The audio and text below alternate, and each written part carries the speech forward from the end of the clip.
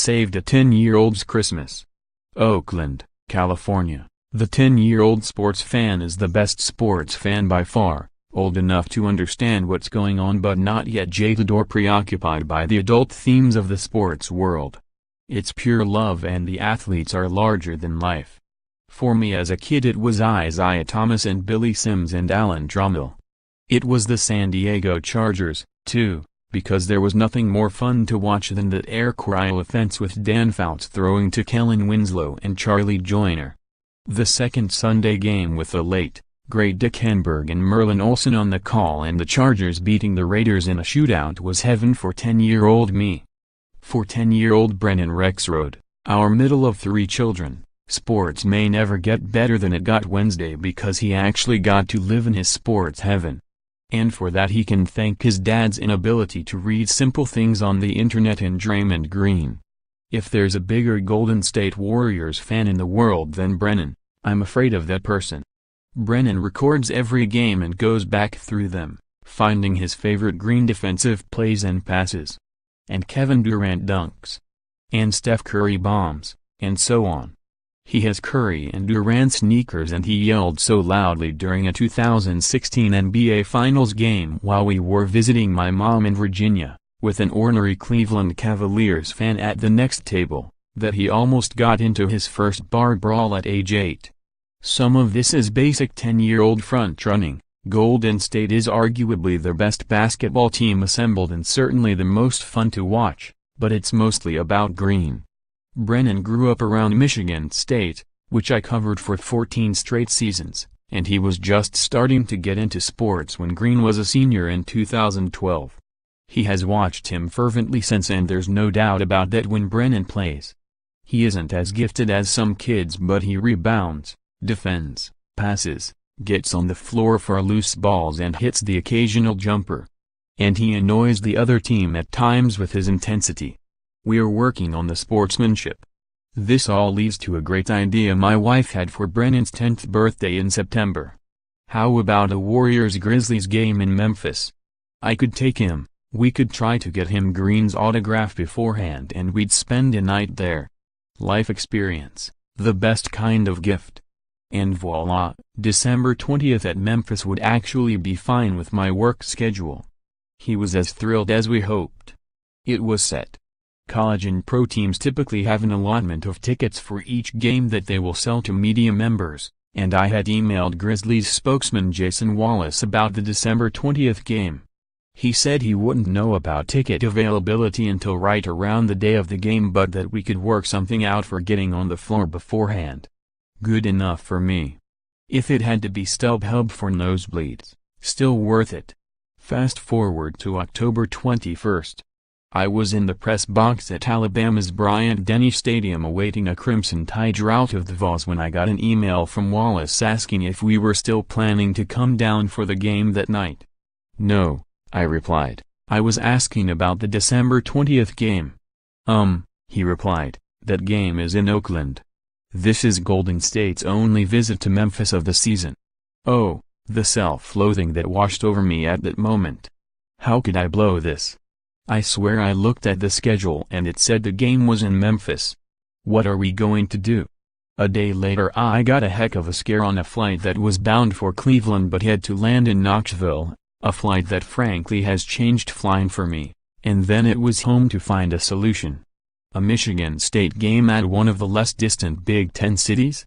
He likes the Predators and Titans, and has been around them a bit when we've had child care issues, so maybe one of their games as a gift.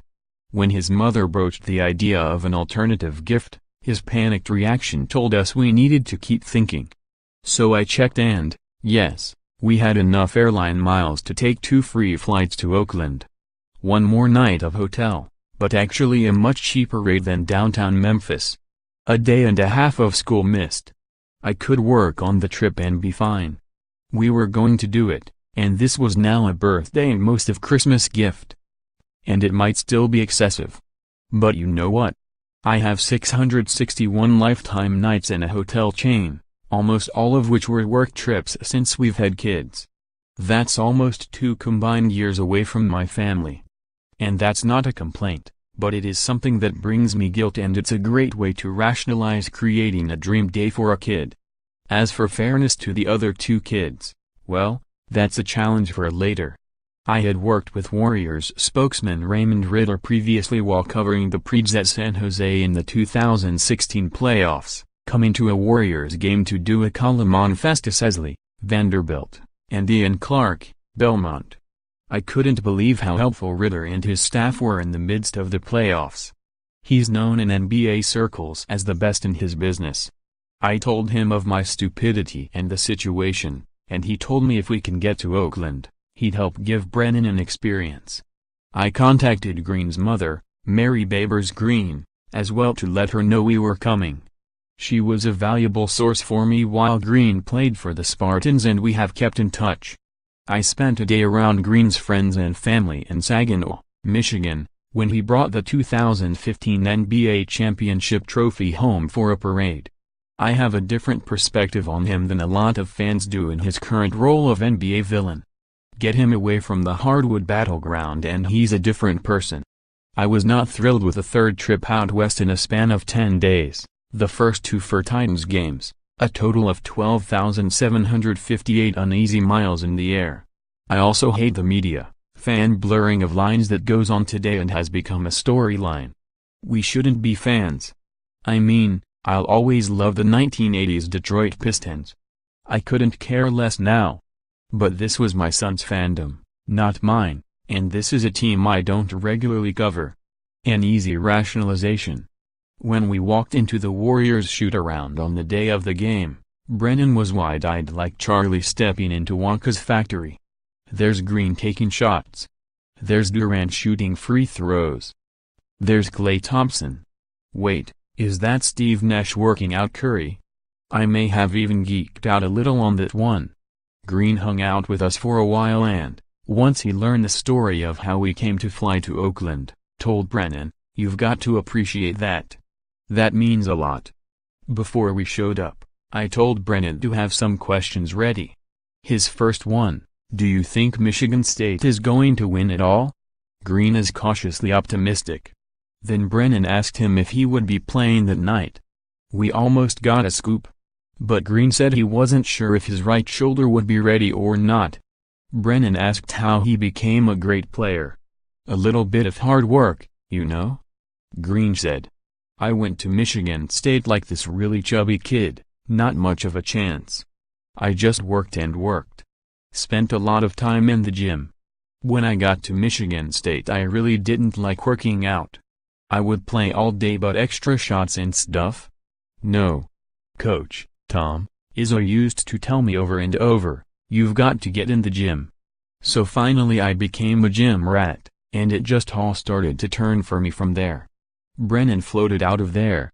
We took the train to San Francisco and saw some tourist sites, including the house from Full House against my better judgment, and my phone was almost dead and I kept it off for most of the day, and that was great, too. Green and Curry didn't play in the win over the Grizzlies, but Brennan got the Oracle Arena experience. And the Warriors will be in Memphis next season and we'll triple-check the schedule. On that bumpy flight home I had Brennan type up an essay on his experience. He wrote that the schedule mix-up was not a win for my dad, but it was a win for me.